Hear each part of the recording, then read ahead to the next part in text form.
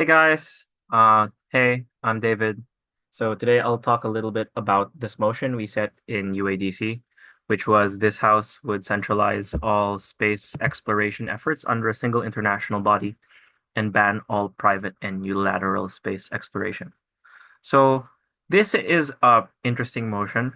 We set it because it has quite a deep um, level of material to it. It's got a bunch of different points on ownership, on funding. It's got some points on environmental harms and innovation, etc. And the other interesting thing about this motion is that it's two old debates that you're kind of meshing into a new one. So the first debate is the space exploration debate, which you might have seen some motions before about like the discussion of space as like a military effort and the justification of funding using that. Or you might see motions just like, is space exploration important to prioritize in general? And then the second common motion type that's been mashed with it is the idea of putting it under an international body. So those are pretty common motion types as well throughout the years. You might see one for like law, you might see one for health crimes. That was a famous world final. For environmental crimes. So this is a deep motion because it provides teams a lot of strategic advantage, a strategic options from where they can try and make an advantage beyond just winning out on arguments. The beauty of 3v3 as a format is that it allows you to take some very deep arguments, like as in build them many responses deep, build them with many layers for each premise and each analytical point, and then give them a lot of conclusions. But I felt when we were thinking of this motion was that 3v3 motions did not have enough strategic um, depth in the way that maybe some of them would be expressed in BP. So we tried to find a motion that had a lot of strategic depth. So what is that depth? So there are two. So gov and op have different ways to express skill in this sense. For government, you have the ability to put op on the back foot by first committing to if space exploration is good or bad in general.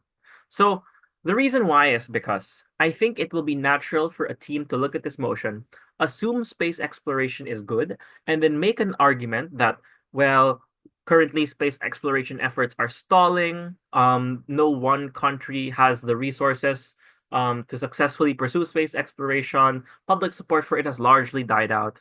So it's just not going to happen unless we centralize it under a single international body. And I think a way that government could really easily flip it on the head of opposition is to ask, is this good? You can make some pretty trivial arguments to say that more exploration is bad, space exploration is in general bad, and we should try to not do it. Some arguments for it would be that it's very expensive, so it comes at the expense of important social welfare programs. Of course, the op response to that would be space exploration generates its own funding. It's very captivating to the public. It makes them dream of space. It makes them dream of like the stars and the potential of humanity to come together. So there's always going to be funding for it available. Then the gov response would be, this is not really true in the real world. Public funding for it has dried up because people have stopped caring. And then op could respond to that, blah blah blah blah blah. But the first point you could make is just expensive and it uses up very limited public resources in a time of economic need. The second response you could sort of launch, the second point you could sort of launch here is just to say that space exploration um, is bad because it's bad for space. Like you could say that um, humans would do bad things up there. Humans would go up and then they would like hurt whatever aliens they might see in the resources they have available to them.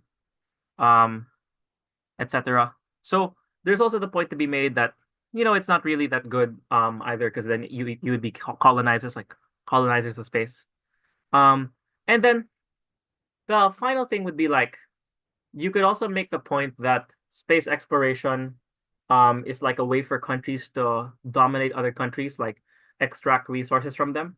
So you could be largely pessimistic and say, regardless of whether or not it happens, um, under the ambit of a gigantic space agency or under the ambit of a national space agency, whoever wins, it will still largely be controlled by like one of the major states. Like it will be a US run space agency, or it will be a US run international agency, or a China run international agency. One of them will have eventually one. And then that will be used to harm people back on Earth. So in general, you don't want space exploration to be good. Choosing this clash has a lot of strategic implications, but this will inform if you want the claim to do more of it or do less of it. But it's a good way to put opposition on the back foot by introducing an additional thing that they have to prove. So there's strategic depth in choosing which side you want to do. Obviously, if you're Gov and then you realize this, then you should try to prove, even if you end up defending that space exploration is good, you should try to prove that space exploration is good at the very top of the PM speech. Similarly, opposition teams should realize that Gov can put them on the back foot in this way, and then they'll explicitly make a justification that their side is good. This also serves, by the way, to impact your claim. So you should be doing this anyway. It's good form. You're not proving something that's immediately obvious to the judge anyway. So that's one of the ways that strategic depth manifests for Gov. Of course, Op can use it also, but Gov is sort of the main wedge here. The other way that you can express strategic depth is through op, where op can clash in two ways. So you can clash first on the private-public split. You can be very skeptical of public institutions, and you can argue that private institutions are generally better. They have better incentives, and they have more resources to do things.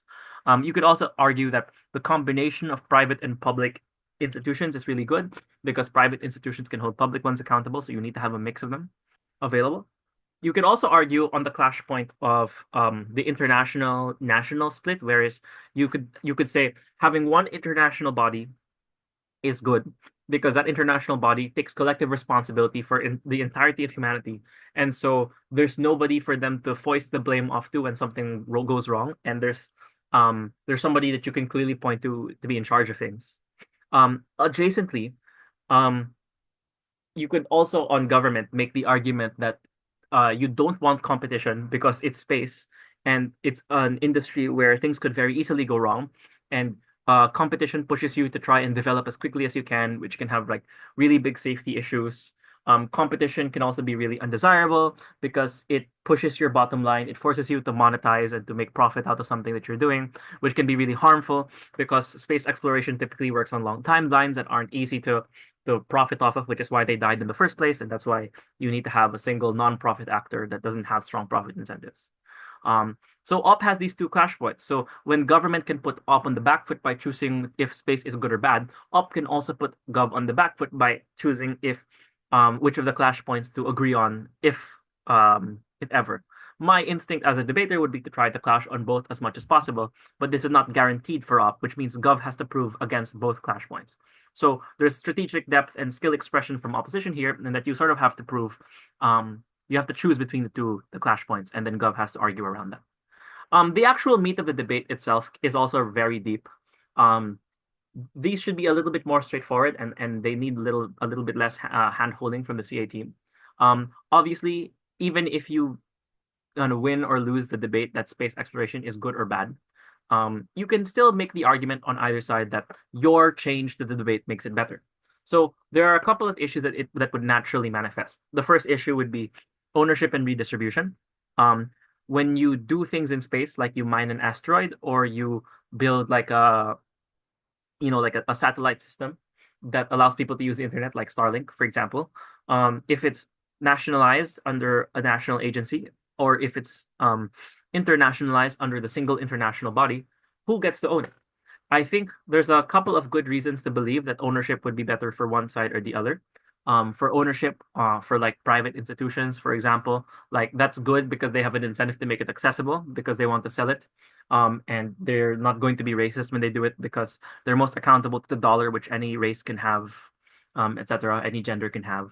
But there's reason to be skeptical of like large international bodies, especially if they're run by like authoritarian institutions. The other side of it would be to say like, private institutions are accountable to the dollar, and then whoever gets to own the dollar, has more dollars, they tend to privilege. You could also argue that because there's a national body, that one is like accountable to the vote, and that's really nice because then there's incentive for them to reform. You'll have different countries checking and balancing one another. So, there's lots of different points to make here about ownership and redistribution. But the point to make is that it's deep, and it's also an interesting point to impact. It's a gateway point because you get good technology out of it or whatever, like a microwave, like how you did historically from the Cold War. The question would be, is this good? Would it end up reaching people and transforming their lives?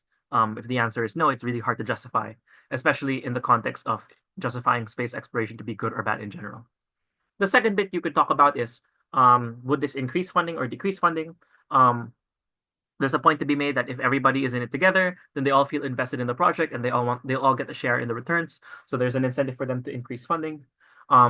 There's also the point that there's an incentive for them to decrease funding, since they can just try and push another country to do the funding for them. But when they're accountable to their entire or to their own national agency, then they're going to fund it more. There's also the point that private institutions generate far more funding than what international bodies can do, but then that would also be a bit hard to prove. And I think Gov could hit back by saying that large international bodies have a very consistent stream of revenue from government taxes that private institutions don't have, etc. There's also the point to make about environmental harms. So there are collective action problems, such as when you have a lot of private institutions and national space institutions sending satellites and vessels into space, then there's the harm of space debris that can make it really expensive and hard to do space exploration efforts in the future. So if everybody's doing it, that's a third-party negative externality that's clearly visible and clearly harmful, but it's one that no one actor has the incentive to fix. If everything is centralized under a single body, then there's a clear incentive to fix it.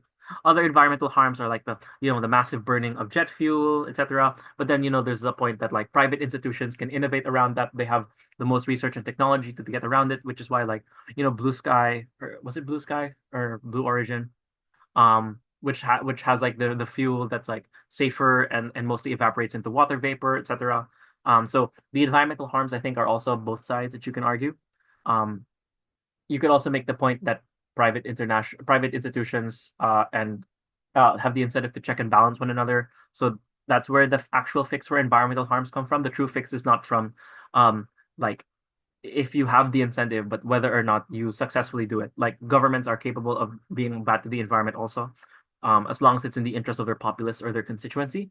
The actual fix to it is efficiency, like just getting it done really quickly and having large capabilities to do it, which a private body could have. Finally, of course, there's a natural point of innovation, right? Like not just who you're selling it to, but whether or not the products you sell are good, whether or not the products you sell will get there in time. Like you could make the point that they might have the innovation on government to solve it in 50 years, and they might do it really safely. And then we all die due to climate change anyway. And the reason why we need innovation is because we need to send people to colonize other planets now. We have an existential crisis that's facing humanity now, and we need to send humans out in the next 5-10 years so that they can land on the planet and start terraforming it before it's too late. So maybe you could make it an opposition couch it in terms of existential risk, which is why there's a dire need to innovate so quickly.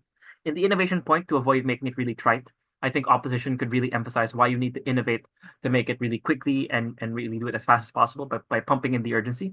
And I think by government, you could try and make it more about accountability and innovation, by talking about like what the actual inventions you need to make are. Like the most useful thing for people is not like whether or not we get to send tourists up to Mars or whatever, right? Because that only really benefits a few billionaires, but we need to get technology that makes internet cheaper and more accessible. We need to get technology that helps us reduce the effects of climate change by sending up satellites to counter global warming, for example. So there are a bunch of arguments there that you can run under the ambit of space exploration. All of this also would be couched under the characterization battle of what the international body looks like and what the interests and incentives of private institutions look like. There's always going to be the point that the international body would be repressive and would be unaccountable, like many are today, or they would be ineffectual, like the ICC and the ICJ. But you could also make points that the international body would be extremely well funded. It would have the most competent people, the most talent from all around the world, etc., and that they wouldn't be doing redundant research because they wouldn't be siloed in their own countries, etc. So there are obviously many points to make here. And on the interest and incentives of private institutions, this is very stock material to run about like the competencies of private institutions as well as their pitfalls and like how bad they are at for the earth or just anything trustworthy, to be honest. So it's a very deep motion. It's a very interesting motion with a lot of strategic class. So I hope that if you did debate it in UADC, you enjoyed it. And if you haven't debated it or you haven't seen it yet, I hope that you learned something from this session. Thanks.